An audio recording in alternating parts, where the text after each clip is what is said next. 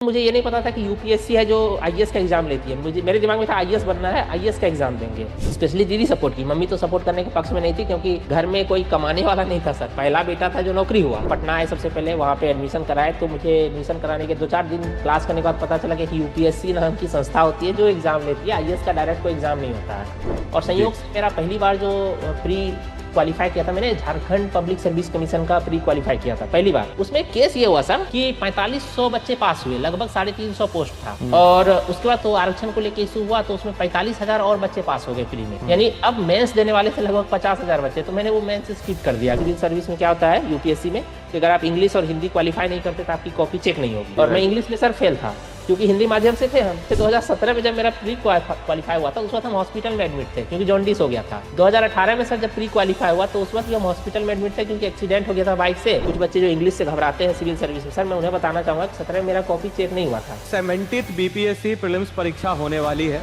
तो होपफुली हो ही जाएगी जहां तक उम्मीद है। तो अगर आपसे सिर्फ हम प्रीलिम्स प्रोस्पेक्टिव से पूछे कि अगर बच्चों को आपको सलाह दे दी हो कि यार प्रीलिम्स में आखिरी टाइम पे जो आपका बचा हुआ आखिरी का 10 दिन है, इसमें आपने क्या किया था, ये बताइए सर, नेचुरल तरीके से जो आपने किया था।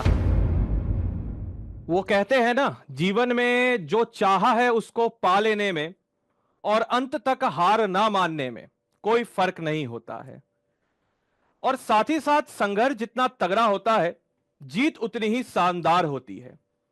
इन दोनों कथनों का एक व्यक्ति से बहुत ज्यादा आप कनेक्टेड फील करेंगे। तो दोस्तों, आज मैं आपको मिलवाने वाला हूं बीपीएससी एग्जाम के सफल अभ्यर्थी जिनकी संघर्ष की कहानी आप सबको जाननी चाहिए। आप सब जो घबरा जाते हैं कुछ दिनों में, कुछ महीनों में, कुछ अटेम्प्ट्स में, कुछ सालों में, आज हम बात करेंगे राजा सर की। आज हम बात करेंगे आखिर कैसे बिहार के एक सामान्य परिवार से ताल्लुकात रखने वाले एक सामान्य अभ्यर्थी आपकी तरह आज इस एग्जाम के राजा बने।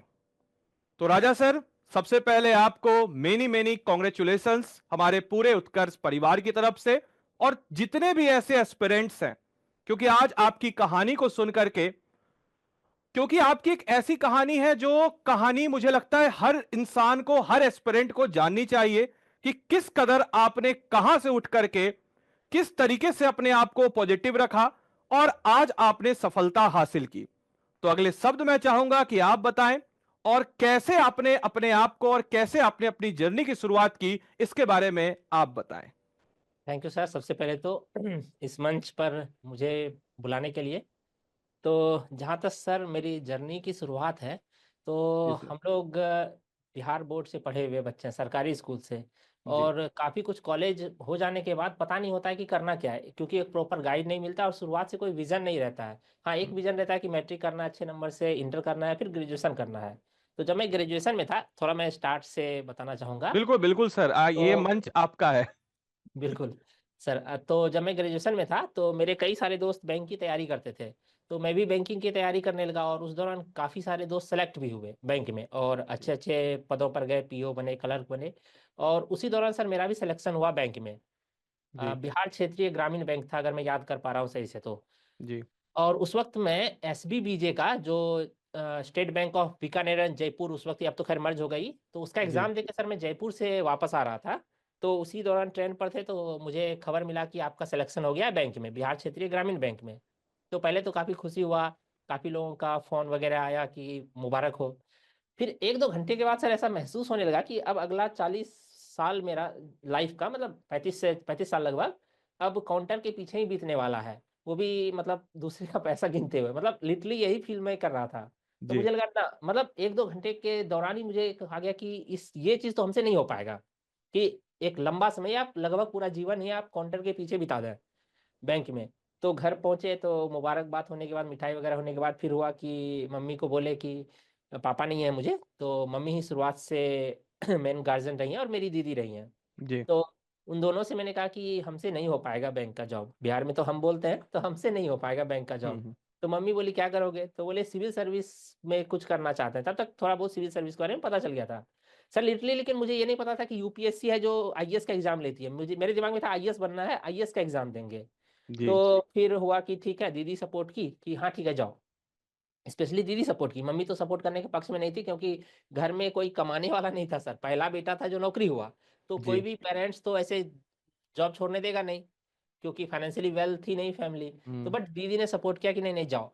तो जब आए पटना आए, सबसे पहले वहाँ पे एडमिशन कराए, तो मुझे एडमिशन कराने के 2-4 दिन क्लास करने के बाद पता चला कि यूपीएससी नाम की संस्था होती है जो एग्जाम लेती है, आईएएस का डायरेक्ट कोई एग्जाम नहीं होता है।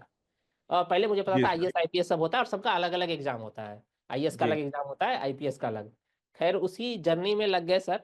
तो शुरुआत में मतलब 2-3 साल करने के बाद, उस दौरान मैं दोनों स्टेट पीसीएस और यूपीएससी दोनों की तैयारी साथ साथ कर रहा था। और जी। संयोग से मेरा पहली बार जो प्री क्वालिफाई किया था मैंने, झारखंड पब्लिक सर्विस कमीशन का प्री क्वालिफाई किया था पहली बार। जी। उसमें केस ये हुआ सर कि 4500 बच्चे पास हुए, लगभग 350 पोस्ट था। हम्म। और उसके बाद कुछ आरक्षण को लेकर के, मुझे एग्जैक्ट कोई खास इशू नहीं पता है, तो आरक्षण को लेकर इशू हुआ, तो उसमें 45,000 और बच्चे पास हो गए प्री में। हम्म। यानी अब मेंस देने वाले से लगभग 50,000 बच्चे, तो मैंने वो मेंस स्किप कर दिया, क्योंकि मुझे लगा कि अब तो जनरलाइजेशन होगा, कोई मतलब है नहीं मेंस देने का, मतलब तुक्के वाली बात हो गई। हम्म। उसके बाद फिर सर 2017 का बात है कि मेरा पहली बार प्रीलिम्स क्वालिफाई हुआ यूपीएससी में। जी। तो एक कॉन्फिडेंस आया, क्योंकि उस वक्त मेरे सर्कल में मैं इकलौता था जिसने प्री क्वालिफाई किया था, हालांकि 2-3 साल पहले एक और दोस्त क्वालिफाई हुआ था प्री, पर उसके बाद फिर मेरा ही था। तो एक कॉन्फिडेंस है कि मैं यूपीएससी कर सकता हूँ। 17 का मेंस लिखा तो नहीं हुआ। कुछ बच्चे जो इंग्लिश से घबराते हैं सिविल सर्विस में, सर मैं उन्हें बताना चाहूंगा कि 17 में मेरा कॉपी चेक नहीं हुआ था, क्योंकि आप जैसा जानते हैं सर कि सिविल सर्विस में क्या होता है यूपीएससी में, कि अगर आप इंग्लिश और हिंदी क्वालिफाई नहीं करते तो आपकी कॉपी चेक नहीं होगी। नहीं होती है, और मैं राइट। इंग्लिश में सर फेल था, क्योंकि हिंदी माध्यम से थे हम। जी। फिर सर उसके बाद एक और बुरी तरह फेल थे, मतलब ठीक ठाक नंबर कम था, ऐसा नहीं था कि 10-15 नंबर से पीछे थे, बहुत नंबर कम था हमको। जी। तो फिर लगा कि यूपीएससी तो हो नहीं पाया, कई दोस्त बोले कि इंग्लिश ही क्वालिफाई नहीं करोगे तो कैसे हो पाएगा। और इंग्लिश सर लिटरली मेरी इंग्लिश बहुत वीक थी, बहुत ज़्यादा। तो इंग्लिश का क्लास ज्वाइन किए, फिर भी इंग्लिश समझ में नहीं आ रहा था। तो लगा कि कुछ सर हार्ड डिसीजन लेना पड़ेगा। तो मैंने क्या किया कि करंट अफेयर्स का तो सर क्या महत्व है ये सिविल सर्विस की जर्नी में, ये तो हम्म। मतलब जगजाहिर है। तो मैंने जी। क्या किया ना कि सर करंट अफेयर्स के मेरे जितने नोट्स थे वो मैंने हिंदी वाले सारे नोट्स हटा दिए, और मैंने सारे इंग्लिश के नोट्स ले आए। अच्छा। मैंने ये डिसाइड किया कि करंट अफेयर्स पढ़ूंगा तो सिर्फ इंग्लिश में ही पढ़ूंगा। तो इससे अच्छा है कि मेंस में जाके इंग्लिश में फेल हो, इससे अच्छा है प्री ही क्वालिफाई नहीं कर पाए, क्योंकि इंग्लिश अगर नहीं पढ़ पाएंगे तो करंट अफेयर्स नहीं पढ़ पाएंगे, और करंट सही बात। अफेयर्स नहीं कर पाएंगे तो प्रीलिम्स क्वालिफाई नहीं होगा। सर उस जिद के कारण ना 2018 में फिर मेरा प्रीलिम्स क्वालिफाई हो गया। वो 6-7 महीने जो मैंने प्रीलिम्स के लिए इंग्लिश पढ़ा ही नहीं, सिर्फ करंट अफेयर्स पढ़ा और वो इंग्लिश में पढ़ा। तो जी। 2018 में कॉपी चेक हुआ, लेकिन अनफॉर्चुनेटली मेरा मतलब इंटरव्यू कॉल नहीं हो पाया। फिर 2019 में मेरा प्रीलिम्स क्वालिफाई नहीं हुआ, और तब तक मैं सिर्फ यूपीएससी पे ही टोटली कन्वर्टेड था कि मुझे तो यूपीएससी ही करना है। उसके बाद 2020 में सर क्वालिफाई फिर से किए प्रीलिम्स, लेकिन 2020 में भी फिर मेंस नहीं हो पाया मेरा क्वालिफाई। और मेरा लास्ट अटेम्प्ट था सर 2022, 21 में भी मेरा प्रीलिम्स नहीं हो पाया।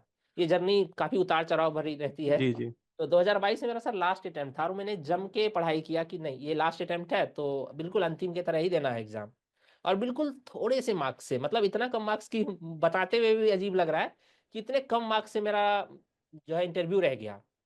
तो उसके बाद सर लास्ट अटेम्प्ट था, और अभी तक हम टोटली कन्वर्टेड थे कि हमको तो यूपीएससी ही करना है। तो काफ़ी शुरुआत में 8-10 दिन तो डिप्रेशन में रहे सर। जी। मतलब सुसाइड वगैरह का ख्याल तो नहीं आया था लेकिन हाँ, मतलब टोटली डिप्रे आप समझ सकते हैं सर कि लगभग मेरे 8-10 साल की जर्नी सर, मतलब अब हम बिल्कुल आगे कहाँ हम्म। जाएं क्या करें कुछ नहीं पता था। तो उसके बाद सर हुआ कि अब बीपीएससी देना है। हालांकि बीपीएससी उस बीच देते थे हम, लेकिन कभी हम पढ़ के नहीं दिए थे सर बीपीएससी। जी। जी। और उसके पहले बीपीएससी उसी दौरान 3 बार प्रीलिम्स भी क्वालिफाई किए थे बीपीएससी का। ये मेरा चौथा बीपीएससी भी मेंस था संयोग से। पर मैंने ना कभी उसका ना प्रीलिम्स पढ़ा था ना मेंस पढ़ा था, क्योंकि मुझे था कि क्या बीपीएससी में अगर देंगे हो जाएगा, ज्वाइन करना पड़ेगा, फिर यूपीएससी नहीं कर पाएंगे हम, तो बीपीएससी हम्म। हम बस मतलब ये था, एक केयरलेस की तरह देते थे। फिर जब इस बार सर 2022 का नहीं हो पाया, तो फिर मेंस, तो उसके बाद फिर सर जॉब ज्वाइन कर लिए। उसी दौरान सर आपसे मुलाकात हुई थी मेरी, जी। जी। जैसा कि हम लोग जानते हैं। उसके बाद सर फिर ये अटेम्प्ट था मैंने, इसे भी सर मैंने बहुत सीरियसली नहीं दिया था, क्योंकि एक डिप्रेशन जैसी स्थिति में दिया था, जी। क्योंकि मुझे लग रहा था कि अब शायद मेरे किस्मत में ही नहीं है सिविल सर्विस। हम्म। लेकिन फाइनली सर मतलब हो गया ये है। जी और सर। बीच बीच में भी सर थोड़ा सा ट्रेजेडी हुआ था, जैसे 2017 में जब मेरा प्री क्वालिफाई हुआ था, उस वक्त हम हॉस्पिटल में एडमिट थे क्योंकि जॉन्डिस हो गया था। 2018 में सर जब प्री क्वालिफाई हुआ, तो उस वक्त भी हम हॉस्पिटल में एडमिट थे, क्योंकि एक्सीडेंट हो गया था बाइक से। जी। मम्मी और हम दोनों थे, तो मम्मी का हाथ में फ्रैक्चर हो गया था, और मेरा याददाश्त चला गया था। थोड़ा अच्छा, फनी हो। याददाश्त आपका चला गया। हाँ बिल्कुल सर, थोड़ा फनी हो गया था। मतलब हॉस्पिटल में सर लोग आ गए थे कि याददाश्त गुम व्यक्ति दिखता कैसा है, क्योंकि बॉलीवुड मूवी के बाद शायद वह लोग बिल्कुल पहली बिल्कुल। बार एक्सपीरियंस कर रहे थे। तो मेरे पास 15-20 दिन ही था सर मेंस के पहले तैयार होने के लिए। 2020 में सर कोरोना था, तो जितना भी सपोर्ट सिस्टम था वो बंद था, टेस्ट सीरीज बिल्कुल भी सब बंद था। 22 में पर मुझे मिला था मौका, मतलब एग्जाम से पहले, हालांकि तबीयत खराब हो गई थी वहां भी, शायद एग्जाम फोबिया होगा जो मुझे पता नहीं है। बट हाँ 22 में मैंने दिया था ठीक से, अपने मतलब पूरी क्षमता के साथ पढ़ के। जी। और शायद नहीं थे मतलब उस योग्य, तो ये सब थोड़ी सी जर्नी है। मतलब काफी वंडरफुल उतार चढ़ाव वाली जिंदगी है। आज जब आप पीछे मुड़ के देख रहे हैं, मुझे लगता है रिजल्ट के बाद आपका ये पहली बार आप शायद इस तरीके से खुल करके बात कर रहे हैं, मतलब हाँ किसी के बिल्कुल सामने, बिल्कुल। दुनिया के सामने। तो बिल्कुल काफी मतलब आपको अच्छा लग रहा होगा कैसे आप कहाँ से कहाँ आए। तो मेरा एक कंसर्न है जो कि बच्चों का कंसर्न है, कि उनके बिहाफ में मैं पूछना चाहता हूं आपसे कि इस उतार चढ़ाव वाली जर्नी में जहां पे जो पाया उससे ज्यादा आपने खोया, काफी उतार चढ़ाव रहा, कभी आपका एक्सीडेंट हुआ, कभी आपका यादाश्त चली गई, कभी आपने प्रीलिम्स में कुछ नंबर से रहा, कभी आपका कॉपी तक चेक नहीं हुआ। इसमें सर आपने पॉजिटिव खुद को कैसे रखा? मतलब बच्चे काफी ज्यादा निगेटिव हो जाते हैं, एक एग्जाम नहीं हुआ, दो एग्जाम नहीं हुआ, आपके पास तो कंटिन्यूअस एक कह सकते हैं कि एक फेलियर का सीरीज रहा। तो आज जब बिल्कुल। आप देखते हैं, तो अगर आपको बच्चों को बोलना हो कि इस सिचुएशन में, क्योंकि हर बच्चों के साथ लगभग मोर और लेस, आपके साथ थोड़ा ज्यादा था, किसी का थोड़ा कम, किसी का आपसे भी ज्यादा होगा, तो वहां पे पॉजिटिव कैसे रखे आप, और कैसे रख सकते हैं बच्चे पॉजिटिव खुद को? सर मैंने अपनी तैयारी के दौरान कई बच्चों को हतोत्साहित होते देखा है। कई लोग जी। छोड़ के चले गए, मेरे कई सारे दोस्त थे जो लगे हुए थे, अभी भी लगे हुए हैं, कुछ लोग बहुत पहले छोड़ के चले गए। जो लगे हुए हैं और जो छोड़ के चले गए, उनमें एक बेसिक अंतर मुझे सर दिखा जी। कि आप तैयारी करने क्यों आए हैं। इसका अगर आपके पास क्लियर कट आंसर है तो फिर तो ठीक है। कि यही जो आप देखते हैं कि बिल्कुल चमक धमक, अचानक से लाइफ बदल जाती है, लोग आपको बहुत इज्जत से देखने लगेंगे, सोसाइटी में आपका नाम हो जाएगा, परिवार के बीच आपकी प्रतिष्ठा हो जाएगी, आपके कारण आपके परिवार का नाम बढ़ जाएगा। अगर ये सब ही सिर्फ आपके माइंड में है तो आप थक जाएंगे सर। मतलब इनिशियली अगर आपको सफलता मिल गई तब तो ठीक है, एक दो अटेम्प्ट में ही। लेकिन अगर आपको संघर्ष करना पड़ गया, फिर आप लंबे समय तक सस्टेन नहीं कर पाएंगे। तो मेरे ख्याल से आप सिविल सर्विस के अगर कोर को समझते हैं कि आप, और आप इस सवाल का जवाब कि आपको क्यों आना है, अगर इसका आपके पास क्लियर कट आंसर है तो फिर आप नहीं थकेंगे सर। जी। क्योंकि मतलब ये मेरा व्यक्तिगत मानना है सर ये। जी। जी। कि मतलब पॉजिटिव रखने के लिए आपका एक मोटिव होना चाहिए, और ये बिल्कुल मोटिव जो है आपका इस समाज में एक परिवर्तन लाने का मोटिव होना चाहिए। इंस्टीट की जो बिल्कुल। आजकल रील्स वाली दुनिया है, कि रील्स देख करके लोग थोड़ा मोटिवेट हो जाते हैं, प्रतिष्ठा, पैसा और तमाम तरह की चीजों को लेकर के चलते हैं। बहुत बढ़िया वो सर। देखकर आने वाले बच्चे का अगर किस्मत साथ दिया सर एक दो अटेम्प्ट में तब तो ठीक जी है, नहीं सर। तो डिमोटिवेट हो जाएंगे। अगर आप पॉजिटिव चेंज लाना चाहते हैं सोसाइटी में, ये अगर हम्म। आपके थॉट्स में है, फिर तो आप नहीं थकेंगे सर, बिल्कुल भी नहीं थकेंगे। जी सर। और एक सवाल और सर, इसी से कनेक्टेड सवाल है, क्योंकि मेंस में भी कनेक्टेड सवाल काफी रहता है, तो इसी यस से सर। एक कनेक्टेड सवाल है कि सर एक रहस्य जो आपकी इस लॉन्ग जर्नी, क्योंकि बहुत लंबी जर्नी रही है, तो इसका एक रहस्य क्या था आपका पर्सनल? ये तो आपने बताया कि सर बच्चों को ऐसा होना चाहिए, आपको बिल्कुल ऐसी क्या चीज थी जो आपको थोड़ा पर्सनल है, जो आपको मोटिवेट की कि हाँ मुझे इस एग्जाम को क्लियर करना है? सर मेरा व्यक्तिगत सर इमोशनल सपोर्ट सर मेरे फैमिली से बहुत मिला। जी मेरे सर। फैमिली, मेरे दोस्त, और पता नहीं अब बताना बच्चों को ठीक होगा कि नहीं। तो जो हाँ मैं समझ गया। हाँ सर, हाँ सर, बिल्कुल सर, हाँ। तो एक्चुअली मेरे पार्टनर फैमिली मतलब आपकी दोस्त, पार्टनर?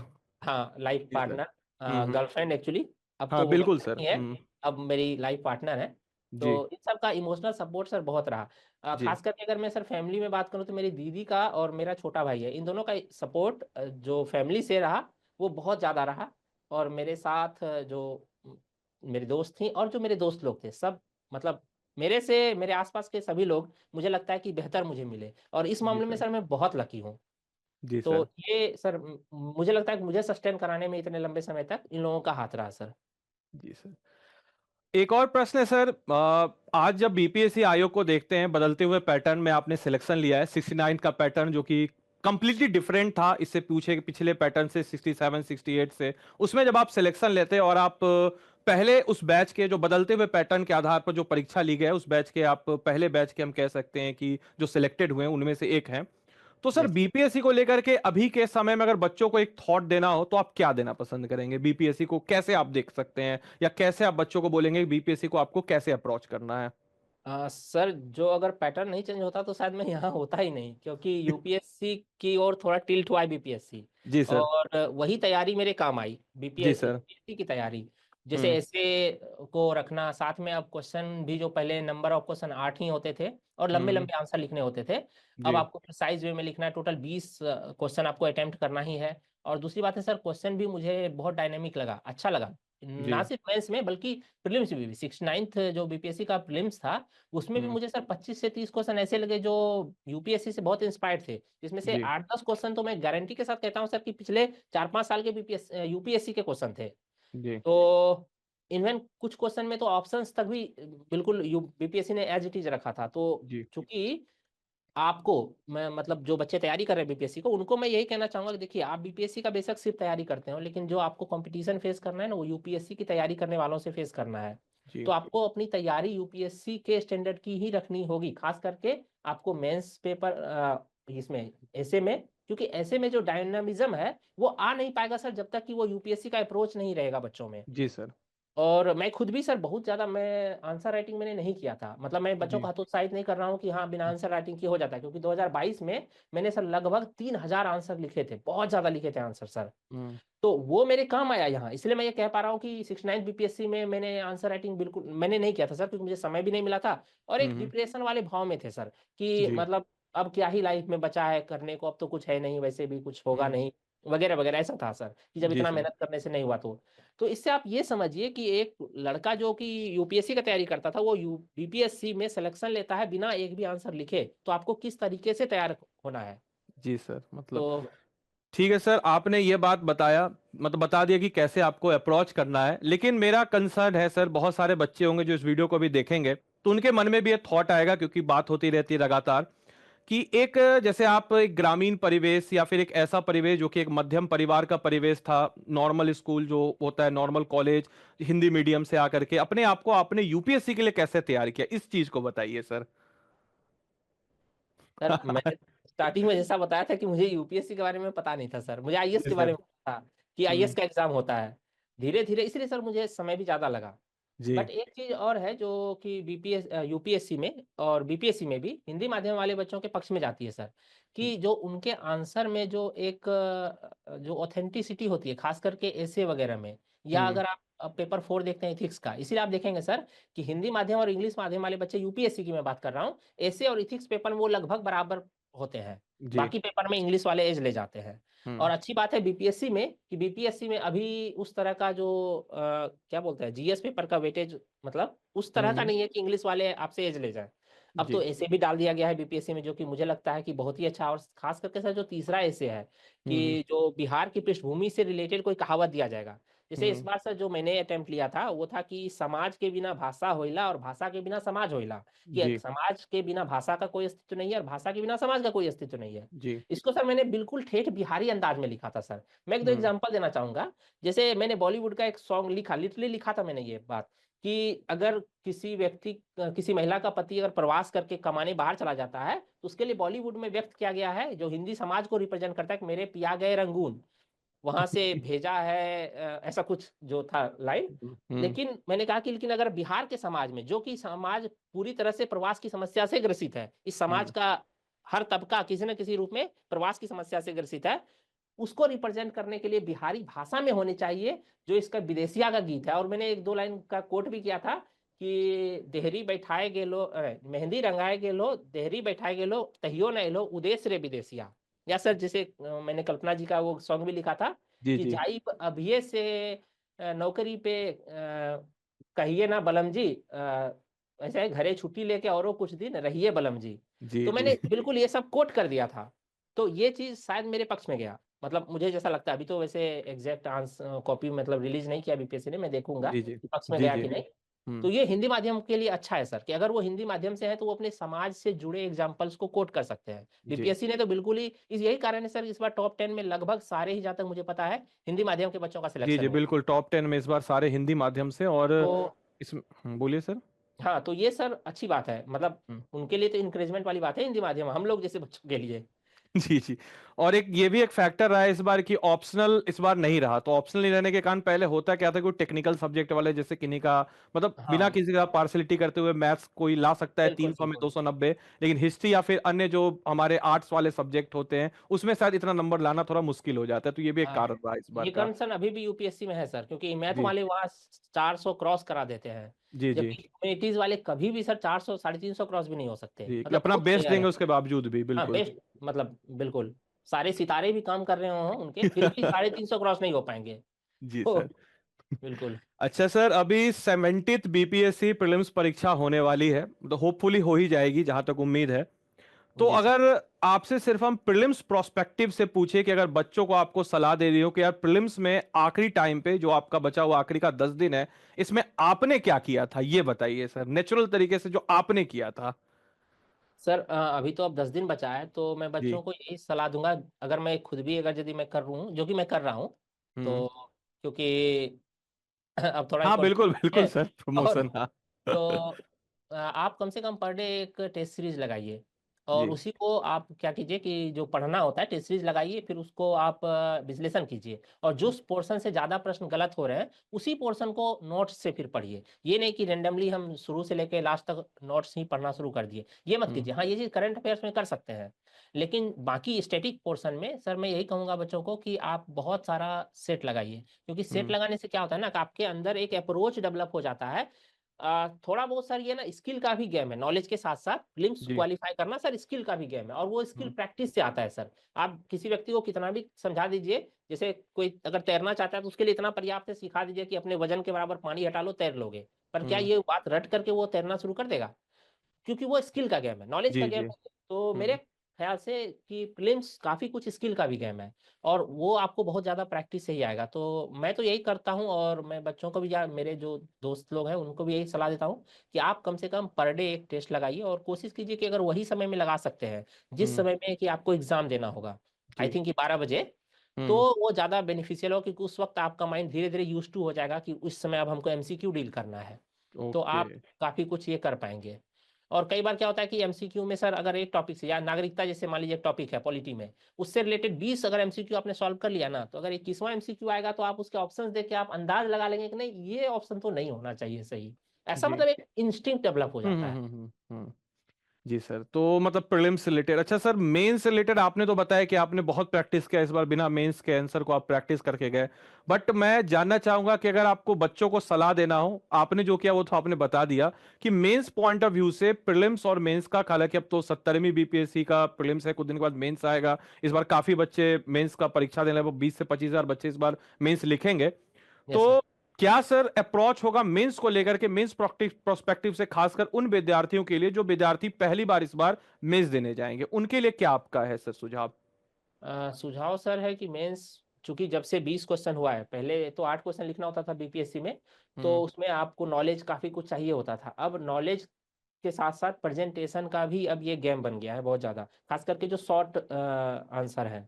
जी तो आपको प्रैक्टिस करना होगा, आपको मतलब शुरुआत में आप पढ़ लीजिए कुछ दिन, लेकिन जी मेरे ख्याल से 20-25 दिन पढ़ने के बाद आपको पर डे फिर 2 से 3 घंटा आपको मेंस आंसर राइटिंग के लिए निकालना ही चाहिए। जी डायग्राम के साथ कैसे आप आंसर आप पुट कर सकते हैं इसकी प्रैक्टिस होनी चाहिए। मैप बहुत ज़्यादा यूज कीजिएगा, इस बार मैंने मैप यूज किया था बहुत ज़्यादा सर, क्योंकि जी। मैंने यूपीएससी के लिए बहुत प्रैक्टिस किया था मैप का।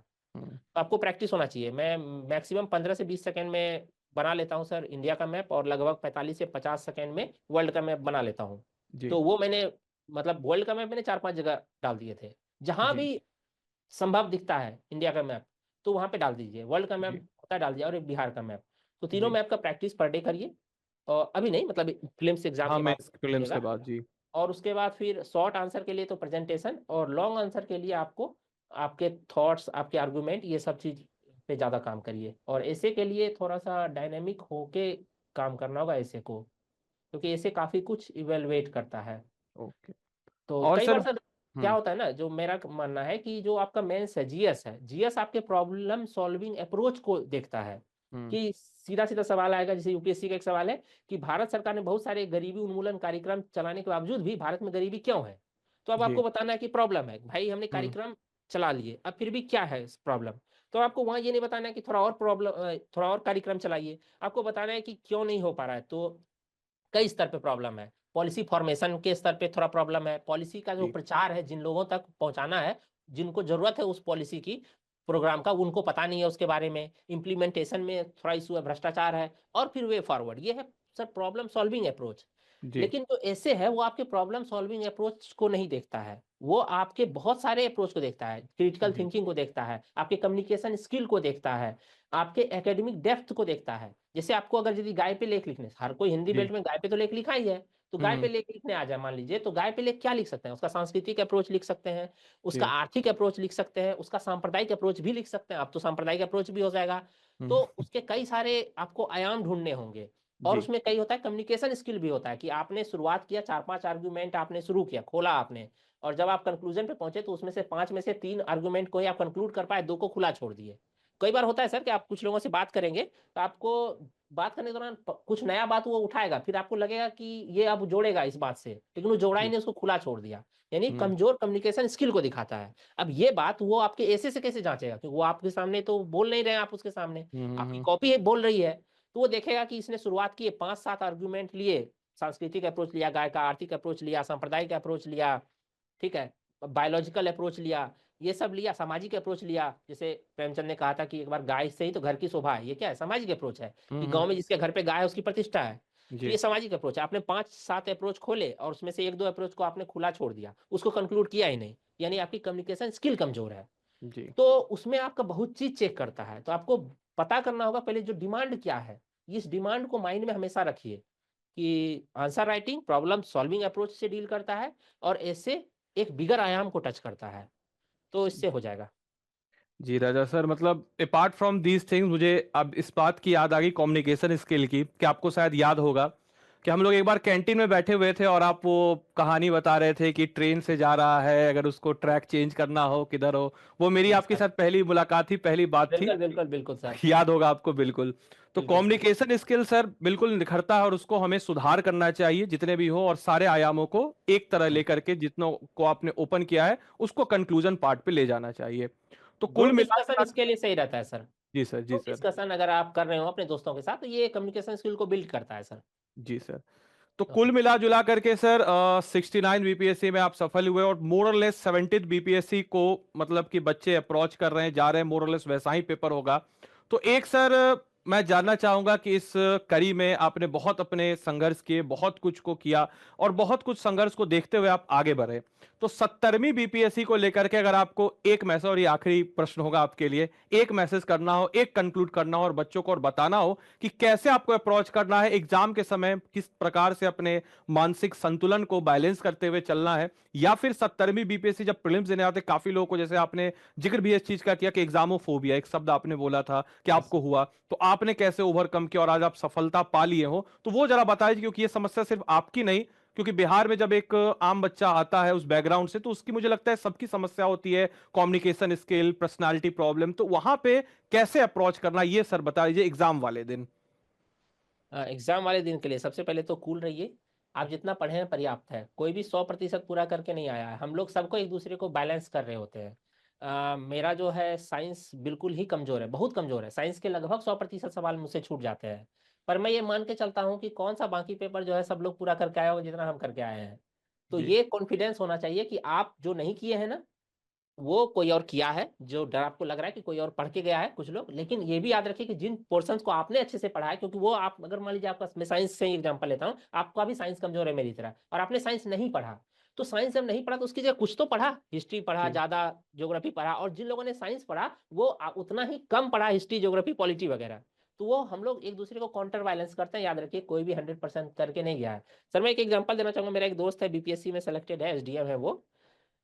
तो एक बार वो उनके साथ जब वो तैयारी कर रहे थे, तैयारी के दौरान वो हमको बता रहे थे, क्योंकि मैंने यूपीएससी का मेंस लिखा हुआ था, तो वो बता रहे थे ये पोर्शन इस तरह से किए, ये पोर्शन इस तरह से किए हैं, तो ये सब कुछ पर्याप्त है, तो मैंने बोल दिया हाँ जो भी है। उसके बाद फिर 1-2 पोर्शन वो छोड़े थे, बोले ये सब नहीं किए आप, ये सब कर रहे हैं क्या, बोले नहीं ये सब छोड़ देंगे, बोले क्यों, कहता बोले छोड़ देंगे तो प्रॉब्लम नहीं हो, बोले कौन सा सारा पोर्शन सब कोई करके गया होगा, और सर लिटरली वो एसडीएम बन गया। मतलब ये कॉन्फिडेंस होना चाहिए कि बिल्कुल। जितना किए हम पर्याप्त किए हैं, तो जी बस कॉन्फिडेंस में रहिए, आप जो भी पढ़ के गए हैं, पर्याप्त पढ़ के गए हैं। सर लैक ऑफ कॉन्फिडेंस 4-5 सवाल सर ले लेता है, मतलब जानते हुए ले लेता है और वो हम्म, अंतर कर देता है। बिल्कुल। तो ये बात लेकिन पता करते करते स्टूडेंट को टाइम लग जाता है, तो इसी वजह हम्म, से यकीन जी सर। मानिए हम बहुत एक्सपीरियंस्ड हैं यूपीएससी, बीपीएससी, जेपीएससी सब में। जी सर। तो मैं बता रहा हूँ आप लोगों को। जी सर। तो कुल मिला जुला कर अगर सर आपकी बातों को हम कंक्लूड करते हैं आखिरी में, तो सबसे पहली चीज जो मैं सीखा हूं आपसे, या मतलब कि जो मैं बच्चों को बताना चाहूंगा, वो ये कि पहला पॉइंट है ट्रस्ट योर स्ट्रगल, यानी कि आपके जो संघर्ष है उस पर भरोसा कीजिए, आपके जो कंटेंट है उस पर भरोसा कीजिए, हमेशा भरोसा कीजिए कि समथिंग गुड टू हैपन, यानी कि कुछ अच्छा जो है वो होने वाला है, वो सामने खड़ा है, सिर्फ और सिर्फ आपको डटे रहना है। और अंत में जो चीज आपने चाहा है उसको पा लेने में और अंत तक हार ना मानने में कोई फर्क नहीं होता है। इस चीज को सर आपने बिल्कुल अच्छे से साबित करके दिखाया है। तो जितने भी मेरे प्यारे बच्चे हैं, वो सारे बच्चे एक बार सर को कॉन्ग्रेचुलेशन, शुभकामनाएं, आपको जब ये वीडियो दिखेगा आप जरूर दीजिएगा। और मैं उम्मीद कर रहा हूंगा कि आप भी सर की तरह अगले साल यहां आएंगे और अपने एक्सपीरियंस जर्नी को जरूर शेयर करेंगे, क्योंकि कहीं ना कहीं कुछ ना कुछ कहानी जो है हर एक एस्पिरेंट के मन में, हर एक एस्पिरेंट के जर्नी में रहती है। पॉजिटिविटी, नेगेटिविटी, उतार चढ़ाव। इनफैक्ट राजा सर के बारे में मैं जानता था, लेकिन इतना नहीं जानता था जितना आज मैं अभी सर से बात करके इस प्रकार से जान पाया हूं। तो थैंक यू राजा सर। और बहुत बहुत शुक्रिया, आप आए, बच्चों को बताएं, चीजों को समझाएं। और मुझे याद है अभी भी वो दिन कि जिस दिन आपका मेंस परीक्षा निकला था, आपने मुझे कॉल किया था, बोला था कि सर सर इंटरव्यू ये वो सारी चीज का। तो उस समय और आज को देख करके आपको बड़ी खुशी हो रही है। मुझे रिजल्ट वाले दिन भी मैंने आपको कॉल किया था, बोला था कि सर क्या, तो आपने बिल्कुल बोला सर। सर ये पोस्ट है। हम बोले अरे कोई नहीं सर, संघर्ष की कहानी है। और आपका स्टेटस भी कल रात में मैंने देखा था, जिस स्टेटस में आपकी माता जी, मौसी बहुत मौसी। ज्यादा खुश थी। तो ये जब भी आप डिमोटिवेट फील कीजिए, तो सर के या ये सबके, आप सबके साथ होगा कि जो आपसे बहुत प्यार करते होंगे, उनके खुशी पे, चेहरे की खुशी को याद कीजिए, और वो खुशी जो है किसी ना किसी दिन उनको आप दिलाने की पूरी कोशिश कीजिए। So thank you Raja sir कि थैंक आपने यू सर। इतना अपना कीमती वक्त दिया। Thank you.